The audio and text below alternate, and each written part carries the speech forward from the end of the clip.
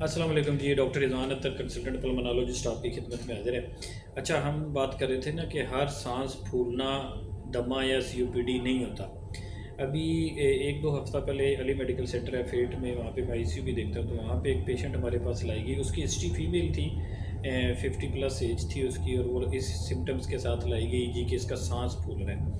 अच्छा, चूँकि सांस फूल रहा था और ऑक्सीजन सेचुरेशन जो हम पल्स ऑक्सीमीटर पे देखते हैं वो पूरी नहीं आ रही थी, कम थी। तो उसको आईसीयू में दाखिल कर दिया गया कि कोई ज़्यादा बीमारी है और इसका वर्कअप चाहिए। प्रीवियस हिस्ट्री में ये था कि वो पिछले 5 से 6 दिनों में उसको पूरे जिस्मों में ना अजीब सी सनसनाहट सी महसूस हो रही थी। एक दो जगह से किसी ने उसको डिप्रेशन की भी बीमारी दे दी, क्योंकि कुछ अर्सा पहले ही उनके घर में कोई अमवात वगैरह हुई थी, और उन लोगों का ख्याल ये था कि शायद इसकी वजह से ये थोड़ी सी डिप्रेशन में, और ये अब नॉर्मल फीलिंग्स बताती है। फिर उसके गर्दन में, सर में बहुत ज़्यादा दर्द होता था।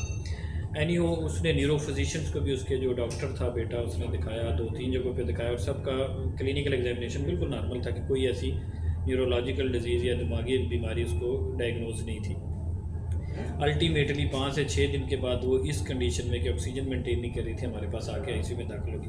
अच्छा, शाम को जब मैंने उसको देखा, उसके ऑलमोस्ट सारे टेस्ट हुए हुए थे, चेस्ट एक्सरे वगैरह और वो चीज़ें हुई हुई थी।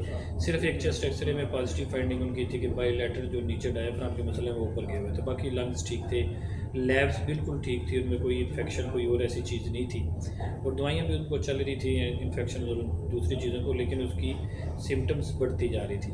तो और गर्दन में दर्द वो मुतवातर बता रही थी कि मेरी गर्दन में दर्द है। तो इसके ऊपर हमने फिर देखना होता है कि कोई न्यूरोलॉजिकल डिसऑर्डर ऐसा तो नहीं है जिसने आपके सांस के पट्टों को कमज़ोर कर दिया है। अच्छा, उसके लिए फ़ौरन से हमने एनसीएस और ईएमजी वगैरह कराए और वो किए, तो नेक्स्ट डे पे वो सिम्टम्स इतनी बढ़ी कि पेशेंट को हमें सांस देने के लिए वेंटिलेटर की मशीन पे डालना पड़ा। हमारे जो न्यूरो फिजिशियन थे वो भी उसको देख रहे थे, वो अभी तक कोई एक कम्पैक्ट डायग्नोसिस उसका नहीं बना था। एनीवे, जब वेंट पे डाला गया तो हमारे पास उनके हमने सीएसएफ और बाकी सारी चीज़ें, एमआरआई की, एनसीएस और वो चीज़ें करा ली न्यूरोलॉजिकल देखने के लिए। उसको हमने डिफरेंट ट्रीटमेंट्स पे भी डाल दिया, लेकिन कोई ख़ास रिस्पांस नहीं था। अल्टीमेटली हमने सब ने मिलकर डिसाइड किया विद न्यूरो फिजिशियन इन्वॉल्वमेंट कि इसका हम प्लाज्मा फ्रीसिस करते हैं कि टेस्ट, एक ये आप कह लें कि एक ट्रीटमेंट है दिमाग की बीमारियों की, देखने के लिए कि प्लाज्मा फ्रीसिस से कोई और मसला तो नहीं है।